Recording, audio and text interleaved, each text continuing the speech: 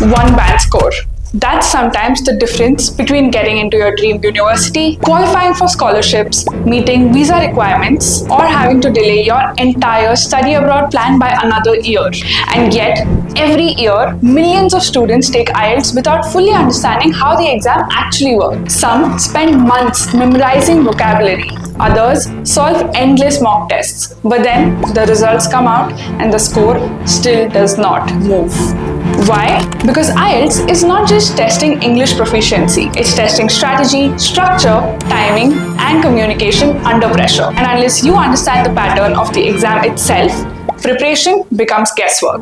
Welcome back to TerraTern. In this video, we are decoding IELTS from listening and reading to writing, speaking, scoring, mistakes to avoid, and a free prep resource to help you get started. IELTS stands for International English Language Testing System. It is one of the world's most widely accepted English proficiency exams for non-native English speakers. Whether your goal is a master's in Canada, PR in Australia, or a healthcare career in the UK, the test evaluates 4 major English skills: listening, reading, writing, and speaking. Your performance is graded on a band scale from 1 to 9. For many universities, a 6.5 band score is acceptable, but top institutions and competitive visa pathways may expect a 7 band score or even higher. Now, let's understand the IELTS exam format. The IELTS exam has 4 sections: listening, reading, writing, and speaking. The listening, reading, and writing tests are completed in one sitting and together take approximately 2 hours and 40 minutes. The speaking test is conducted separately, either on the same day or within 7 days before or after your main exam. And since most students plan to study abroad take academic IELTS, that's what we are going to focus in this video. Let's begin with the listening section. This section lasts for about 40 minutes. You listen to 4 recordings of native English speakers. These recordings may include conversations, interviews, or monologues. But here's the challenge. You only hear each recording once. The difficulty level increases with every section, so staying focused is extremely important.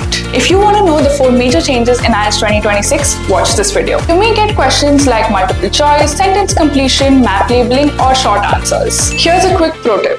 If you miss one answer, don't panic. Move ahead immediately and stay focused on the next question. Next comes the reading section. You will get 60 minutes to answer 40 questions based on multiple passages. This section tests your ability to understand main ideas, identify opinions, scan for information, and interpret logical arguments. The question types may include true, false, not given, matching headings, summary completion, and diagram labeling. One very important thing to remember: spelling and grammar matter a lot in this section. Even a small mistake can cost you marks. Now, let's talk about the writing section. The section many students find the most challenging. This section has 2 tasks. In task 1, you'll write around 150 words in 20 minutes based on graphs, pie charts, tables, and processes. You'll need to describe trends, compare data, and identify important information clearly. In task 2, you'll write an essay of at least 250 words in 40 minutes. You'll be asked to present your opinion or argument on a given topic with proper examples and logical explanations. Your writing is evaluated based on grammar, vocabulary, clarity, structure, and coherence. One common mistake students make is using bullet points or writing very short answers. Remember, IELTS expects properly developed paragraphs and clear communication of ideas. Now, let's move on to the speaking test. This is a face-to-face interview with an examiner and lasts around 11 to 14 minutes. The speaking test is divided into 3 parts. Part 1 includes introductory questions about your hometown, studies, work, hobbies, or future plans. Part 2 is the cue card round. You'll receive a topic card and get 1 minute to prepare. Then, you'll need to speak continuously for 1 to 2 minutes. Part 3 is a deeper discussion based on the topic you just spoke about. The examiner evaluates fluency, pronunciation, vocabulary, grammar, and your ability to communicate confidently. And here's something many Indian students need to hear. You do not need an American or British accent to score well in IELTS. Clarity, confidence, and consistency matter much more than sounding foreign. Your final IELTS score depends on your goals. For many universities and immigration pathways, a 6.5 band score may work.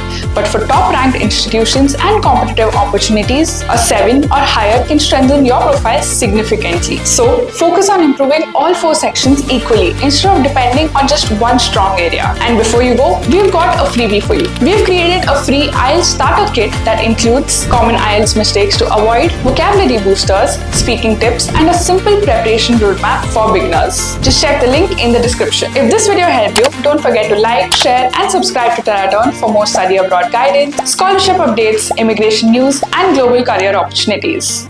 Until next time, keep dreaming bigger and moving closer to your global future. Good luck!